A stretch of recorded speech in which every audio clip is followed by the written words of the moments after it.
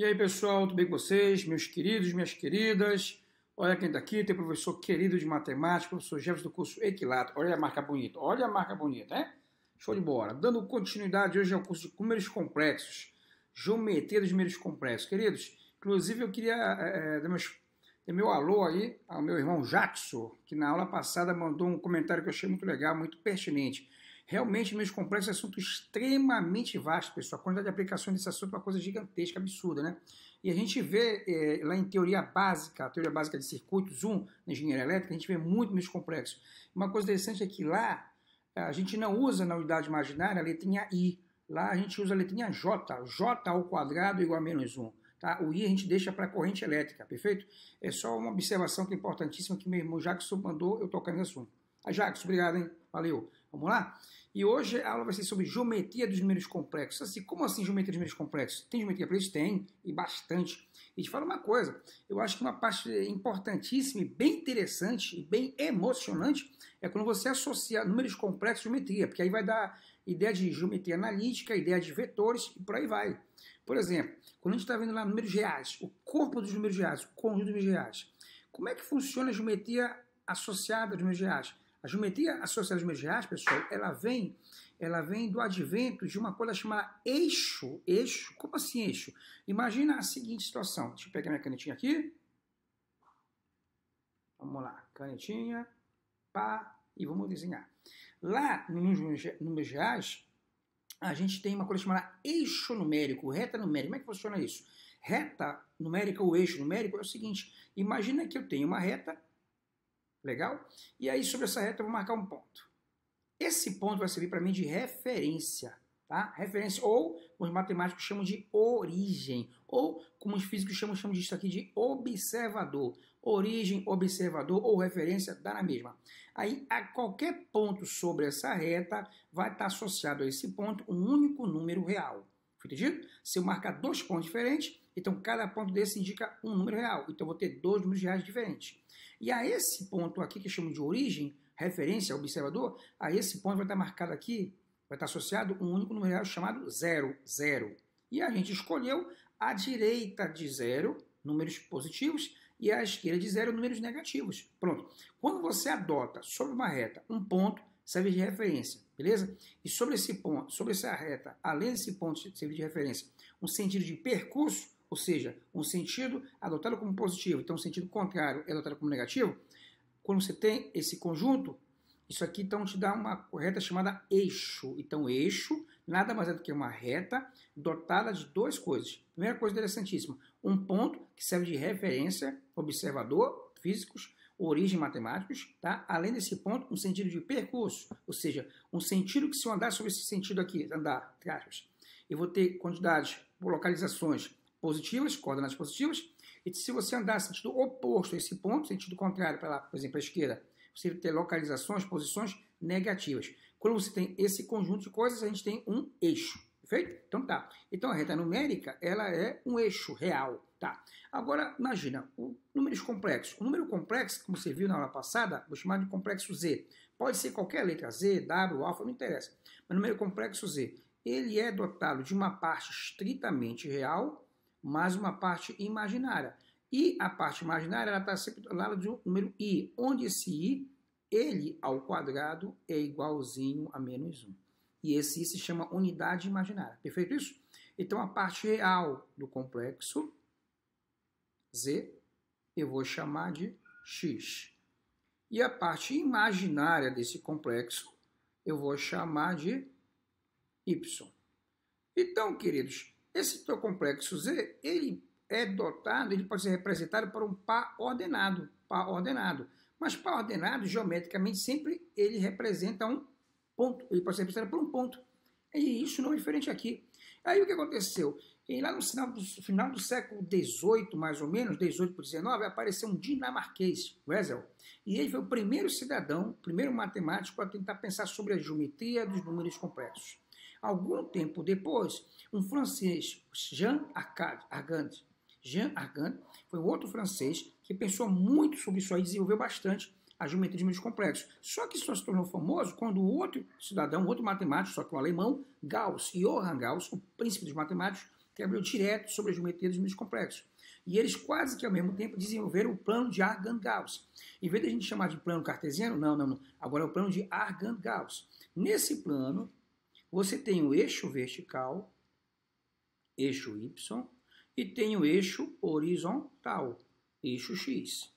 O eixo dos imaginários e o eixo dos reais. Perfeito? E aqui você pode marcar pontos. Por exemplo, vou marcar um ponto aqui, P. Esse ponto P, ele vai ser a representação geométrica de número complexo Z. Então, esse ponto P vai ter o nome, em nome do Pai, do Filho e do Espírito Santo. Eu vou chamar esse ponto de afixo. Alguém poderia pensar, poxa, essa palavra, essa letrinha A, eu aprendi, professor, que isso aqui é um prefixo, significa negação. Não fixo. Será que isso tem alguma coisa a ver? Eu diria que razoavelmente sim. Por exemplo, se você pegar a origem aqui e unir a origem ao ponto P, você está formando um segmento, beleza? Olha o que eu estou falando aqui agora. Eu acabei de criar um segmento. Aí o que acontece? Esse ponto P, para poder explicar o possível não movimento do ponto P. Esse ponto P, possível movimento do ponto P, se chama fixo. Ele é móvel, ponto móvel. Imagina que esse ponto P, ele consiga se aproximar de O. Se ele se aproximar de O, da origem O, então o comprimento do segmento OP, a distância entre eles diminui. Mas também pode ocorrer do seu contrário. O ponto P se afastar de O. Se o ponto P se afastar de O, então o comprimento de OP aumenta. Ora. O comprimento do segmento OP nada mais é, meus queridos, do que a distância entre o ponto O, que é a origem, ao ponto P, que é móvel. Essa distância, isso aqui é o módulo do Z. O módulo do número complexo. Então, o módulo de um número complexo, geometricamente, nada mais é, queridos, do que a distância entre esse número complexo e a origem. Módulo de número complexo, lembra, é uma distância entre esse número complexo e a minha origem. Perfeito isso? Se eu diminuir o módulo, eu estou tendo translação. Diminui o comprimento de OP. Se eu aumentar o módulo, também estou tendo translação. Aumenta o comprimento de OP. Tá? Outra coisa interessantíssima é o seguinte. Imagina que, se eu quiser calcular o comprimento de OP, ou seja, a distância entre O e P, se eu quiser calcular o módulo de OP, eu posso calcular? Sim. Se eu tiver um número complexo, Z, é porque eu conheço o X e conheço o Y. Conhecendo o número complexo, então estou conhecendo o X e conhecendo o Y. Eu consigo calcular o comprimento de OP. Eu consigo calcular essa distância. Como? Imagina o seguinte. Aprenda, toda vez que eu falo em distância, uma maior parte das questões de matemática que envolvem distância estão associadas a perpendicularismo. Perpendicularismo, ao teorema de Pitágoras. Como assim? Imagina o seguinte, vou pegar pelo ponto P. Pelo ponto P eu posso traçar infinitas retas, várias retas, né? Ótimo. Uma delas, vamos supor que seja perpendicular ao eixo dos reais. Pronto. Perpendicular ao eixo dos reais. Quando você traça essa reta, daqui para cá, isso aqui é a parte real, é o X, número complexo. E essa medida desse cateto aqui, o segmento aqui, é a parte imaginária, Y. E isso daqui para cá é a hipotenusa, aqui é 90 graus, é a hipotenusa desse triângulo retângulo, D. Nada mais é do que a medida do OP. Se eu aplicar aqui o bom e velho Pitágoras, então D ao quadrado é igual a X ao quadrado mais Y ao quadrado. Pronto. Daqui eu tiro então que D, quem é D? É o comprimento de OP, é a distância entre o ponto O e o ponto P, ou seja, é o módulo do número complexo. Então, o que é isso? Isso aqui vai ser igual a raiz quadrada de x ao quadrado mais y ao quadrado. Pronto. Ou seja, se eu souber o número complexo, conhecer a parte real e a parte imaginária, basta colocar aqui que eu acabei de calcular a distância desse complexo à origem. Bingo! Beleza? Outra coisa interessantíssima. Vamos supor que o segmento OP, ele efetue um movimento de rotação, beleza? Mas antes, imagine o seguinte, o ângulo formado entre o eixo dos reais e o segmento OP, sempre nesse sentido, eixo dos reais e segmento OP, esse sentido aqui, ó, esse ângulo, vou chamar de θ. Esse ângulo θ tem um nome. Esse ângulo θ, ele se chama fase inicial ou argumento. Calma, porque eu vou falar muito disso na próxima aula, que vai envolver infinita trigonometria. Muita trigonometria. Esse ângulo formado entre o eixo reais e o segmento OP, ele se chama argumento. Agora, imagina o seguinte, ou fase. Imagina o seguinte, que o segmento OP, eu consigo girar o segmento OP em torno de O. O ponto O é o único fixo. Todos os pontos de O a P, todos eles, vamos girar, vamos fazer uma rotação, beleza? No sentido anti-horário. Dizer que está girando no sentido anti-horário é dizer que o θ está aumentando. Mas também pode acontecer o contrário, ele gira no sentido horário. Se ele gira no sentido horário, então o θ está diminuindo. Então lembra, o segmento OP ele pode ter dois tipos de movimento. Ele pode ter treinação e rotação. Treinação está associada ao módulo dele. E rotação associada ao argumento ou fase. Perfeito, queridos? Lembra, módulo é distância, beleza? Mas vamos mandar ver, porque matemática é mão na massa. Vamos lá? Questão 01. Represente no plano diagrama de Gauss os afixos, os pontos que representam os números complexos. Você tais que, letra A, a parte real desse número complexo tem que ser igual a 2. Agora me ajuda. Se eu tenho número complexo Z, onde x, a parte real, y, a parte imaginária. E ele afirmou para mim aqui que a parte real desse complexo, parte real de Z é igual a x, que é igual a 2. Ele mencionou y? Mencionou a parte imaginária? Não. Então, tanto faz a parte imaginária ser positiva, negativa ou zero. Tanto faz, não interessa. A restrição aqui está na parte real. A parte real tem que ser 2. Só isso. Então tá. Se isso é verdadeiro, eu penso no seguinte. Imagina eixo imaginário. Imagina eixo real. A parte real obrigatoriamente é 2. Então tá, marca 1, marca o 2, bem aqui, ó, 2. A parte imaginária pode ser positiva, ele não falou nada. Pode ser negativa, também não falou nada, ele pode ser 0. Ó, então isso aqui te gera, sabe o quê? Uma reta vertical. Imagina que tivesse uma reta vertical aqui, para o eixo imaginário, beleza isso? Então daqui para cá, a medida é 2. Todos os pontos, meus queridos, que estão nessa reta, todos eles, o x é sempre igual a 2. Qualquer um desses pontos aqui, o x é sempre igual a 2. Então, qualquer um deles aqui satisfaz essa condição. Beleza? Então, geometricamente, o item A ele é representado por uma reta vertical, onde a abscissa vale 2. Pronto, só isso. Acabou. Então, geometricamente, a solução disso é uma reta vertical. Perfeito? E a letra B? A letra B é justamente o contrário. Ele está dizendo o seguinte, que a parte imaginária desse complexo, Z, que eu chamei de Y, isso aqui tem que ser maior ou igual a 1. Ou seja, igual ou maior que 1. De 1 para cima. Ele não falou nada da parte real do x. O x, que é a parte real, pode ser positiva, direita, pode ser negativa, para a esquerda, pode ser 0. Ou seja, o x pode ser qualquer número, mas o y não. O y obrigatoriamente tem que ser de 1 para cima. Ah, é? Se isso é verdadeiro, então, vamos traçar aqui. Eixo imaginário. Eixo imaginário. E aqui o meu eixo real. Observa, o número real, x pode ser qualquer número, o y não. É maior ou igual a 1. Então tá, eu vou traçar aqui eixo imaginário, isso. Essa reta aqui, sobre essa reta, eu tenho valores do x positivos para a direita, valores do x negativos para a esquerda e bem aqui o x igual a 0. Mas qualquer ponto sobre essa reta, você imagina aqui, ó, se eu escolher, o y é sempre 1. Como ele está aqui no maior ou igual a 1, é acima dela. Então é esse semiplano, pessoal. Qualquer ponto que esteja nesse semiplano satisfaz para mim.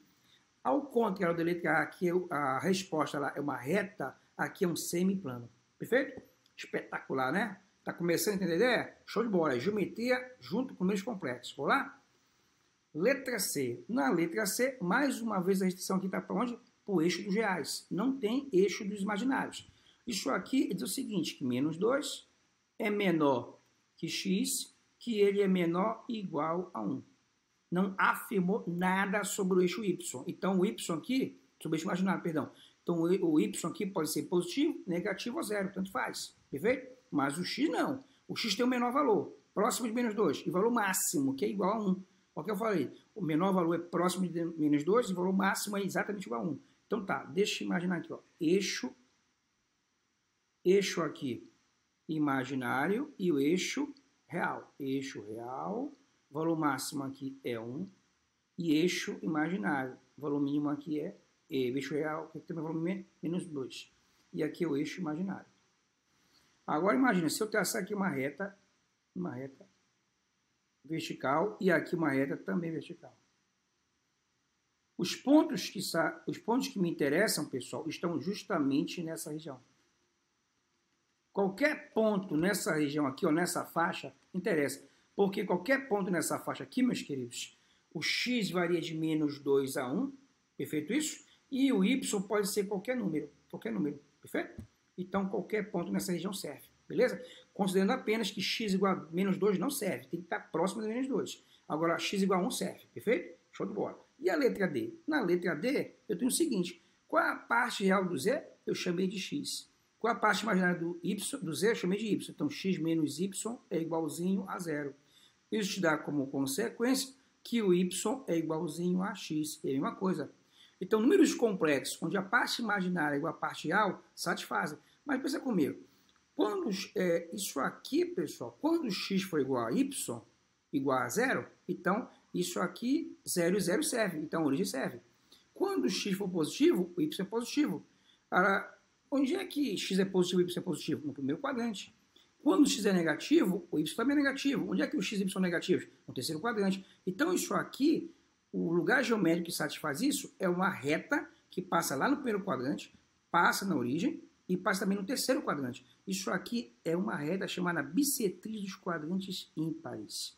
Eixo imaginário e eixo real. De novo, quando o x for 0, o y é 0. Passa aqui. Passa aqui na origem.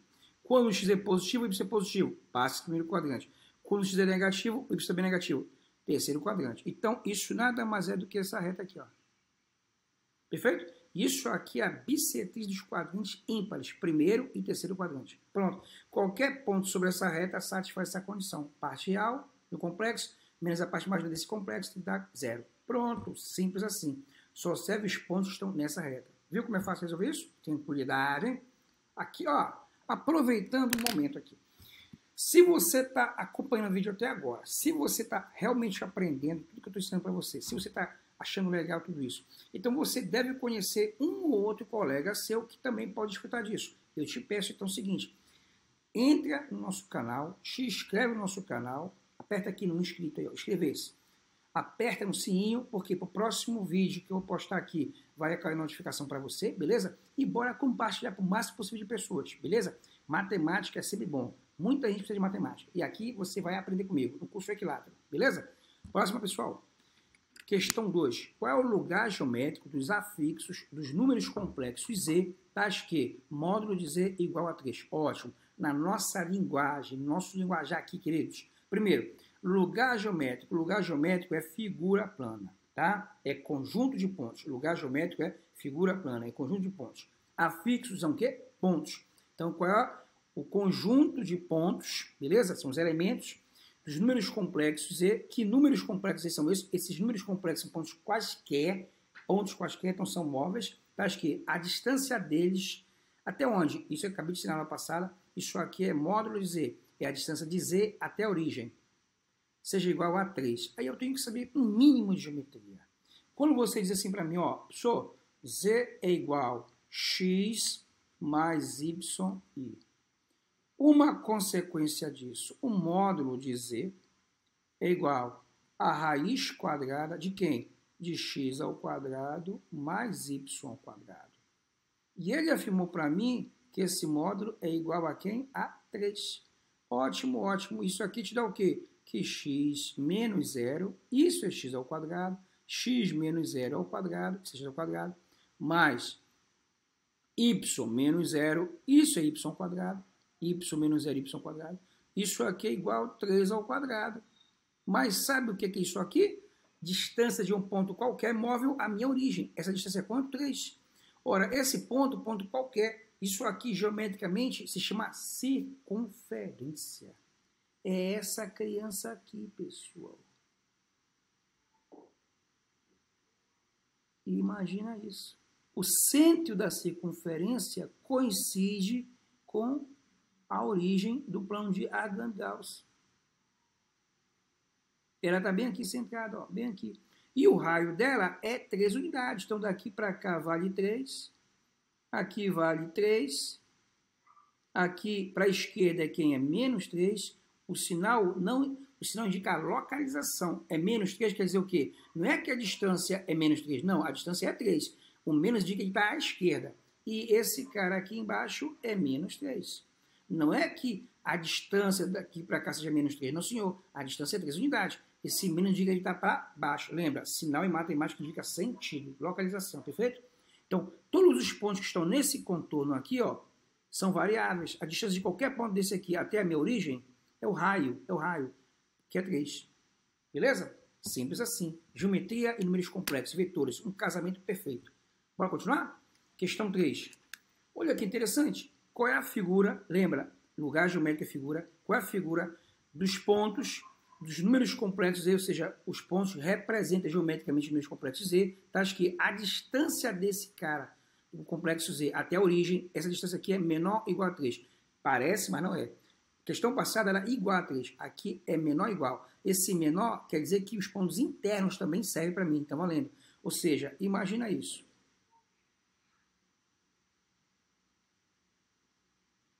Imagina isso aqui, extremamente mal desenhado por mim.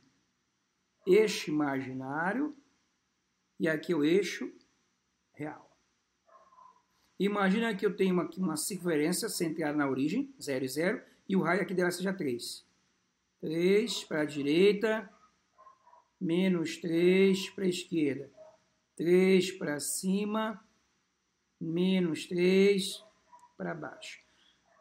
Módulo de Z igual a 3, pontos no contorno. Só os pontos no contorno. Menor que 3, pontos interiores. Ou seja, é toda essa região aqui. Então, o que você tem aqui agora, que já não é mais uma circunferência, não. Porque circunferência seria só os pontos no contorno. Aqui são os pontos no contorno e os pontos internos. Então, isso aqui se chama disco. Então, isso aqui é um disco de centro,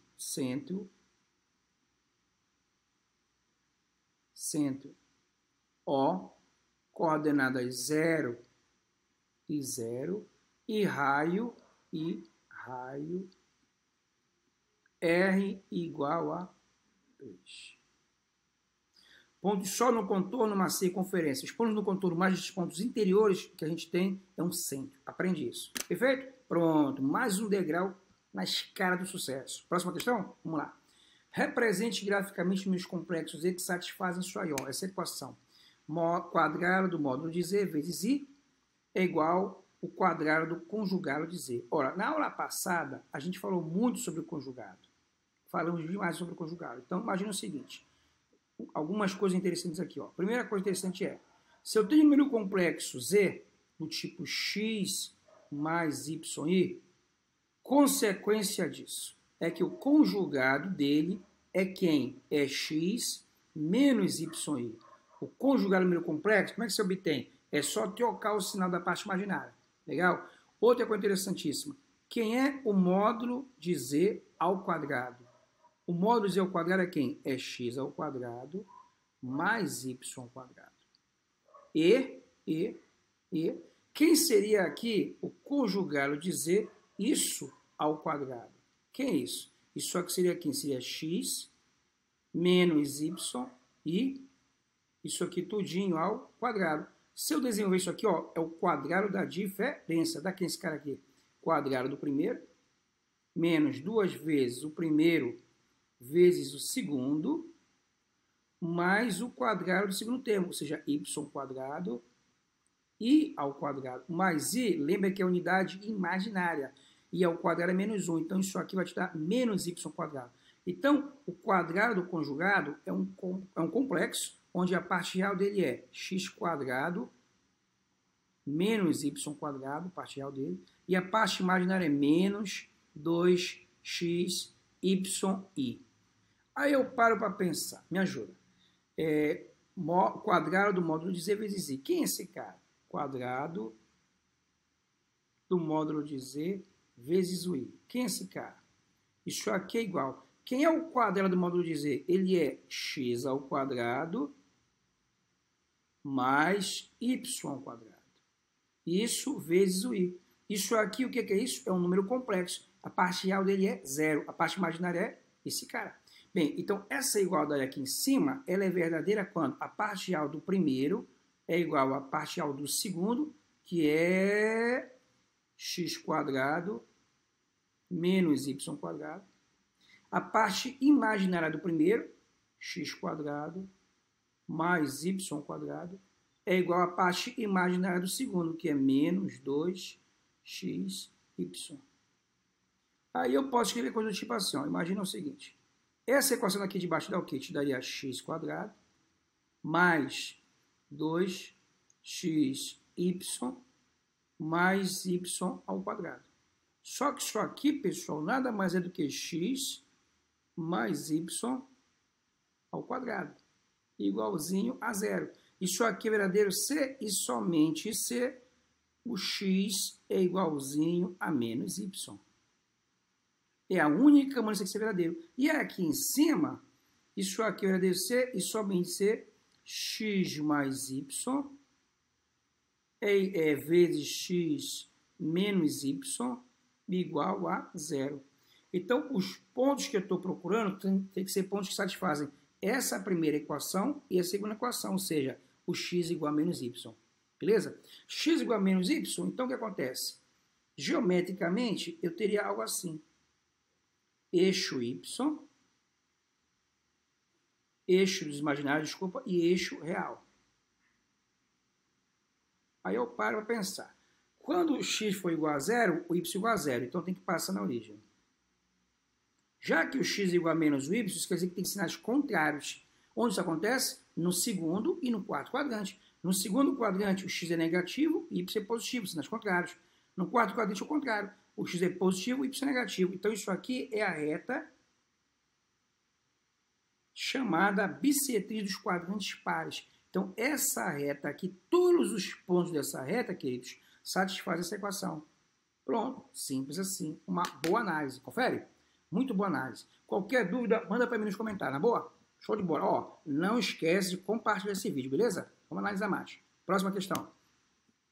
Sendo x igual a 1 menos y, represente graficamente os números complexos de tais que módulo de z mais w, isso é maior ou igual módulo de z menos wi. O que eu penso aqui? Primeiro, o seguinte, aqui certamente não é x. Isso certamente deve ser um w. Vou chamar isso aqui de um w. Houve um erro na digitação, certamente. Eu peço perdão para vocês. E esse z é o cara que ele está pedindo, deve ser o variável. Então, por exemplo, z vai ser alguma coisa do x mais yi. E o que ele deu, eu vou chamar de w. W para mim é igual a 1 menos y. Agora vai fazer sentido a questão. Se isso é verdadeiro, então, por exemplo, quem seria w? I. W vezes i é 1 menos 1i, que multiplica o i. Multiplicando isso, vai ter menos i ao quadrado, i vezes 1 dá i. Ora, i ao quadrado é menos 1, esse menos aqui dá 1, então é 1 mais i. Show de bola. Então, pensa o seguinte, ó, z mais w, quem seria z mais w, queridos? Isso aqui, nada é módulo de z mais w, vou colocar aqui logo, tá? Isso aqui é quem? É módulo.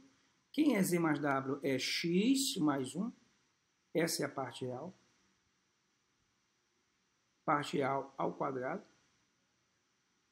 Desculpa, eu estive assim. Mas a parte imaginária é quem? Y mais 1. Y mais 1. I. O módulo disso é quem? É a raiz de x mais 1 ao quadrado somado y mais 1 ao quadrado. Legal? Tá. E o complexo ali, ó, módulo de z menos wi. Isso aqui é módulo. Quem é z menos wi? Deixa eu ver lá. O wi é... Eu acho que eu errei aqui. Aqui é menos. Beleza? Aqui é menos e aqui é menos também. Menos também. Aqui é menos, aqui é menos.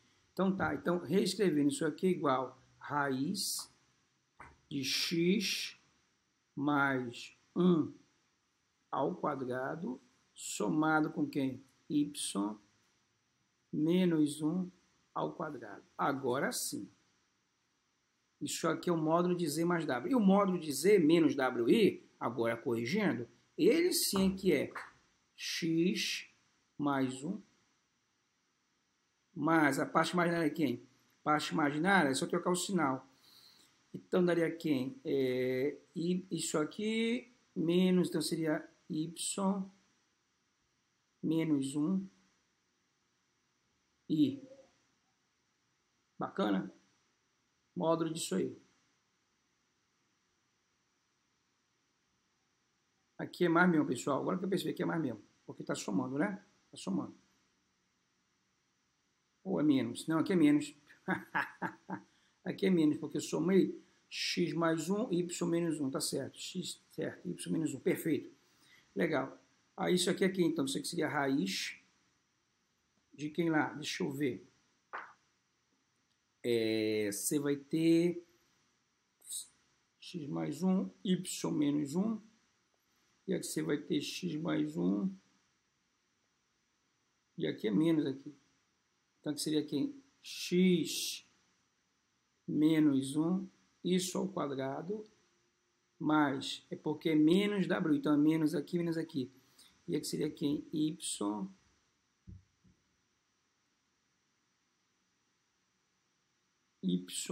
menos 1 ao quadrado. Agora tudo bem. Agora eu vou substituir lá. Então, por exemplo, módulo de z mais w maior igual módulo de z menos wi. Isso aqui te dá o seguinte. Esse módulo eu escrevi aqui em cima. Isso aqui te dá o seguinte. Seria a raiz quadrada de quem lá? X mais 1 ao quadrado mais y menos 1 ao quadrado. Isso aqui tem que ser maior ou igual. Módulo de z menos wi, quem é? É a raiz quadrada. Z menos wi, quem é? Cadê wi? Seria 1 mais i. Então, seria quem? X menos 1. X menos 1 ao quadrado. E mais, já que é menos, né? Y menos 1 ao quadrado também. Quando eu levar tudo isso aqui ao quadrado e desenvolver, você vai ter, sabe o que? Você vai ter lá x mais 1 ao quadrado. Vai dar maior ou igual x menos 1 ao quadrado. É porque o y menos 1 quadrado aparece dos dois lados, vai cancelar. Vai sobrar só isso aqui. O x quadrado cancela dos dois lados, então isso aqui vai te dar 4x maior ou igual a 0. Só que, pessoal, isso aqui é verdadeiro se e somente se o meu x ser maior ou igual a 0. O que significa dizer isso? Que a parte real tem que ser positiva. Parte real positiva quer dizer que, geometricamente, imagina eixo imaginário. E aqui eu tenho eixo.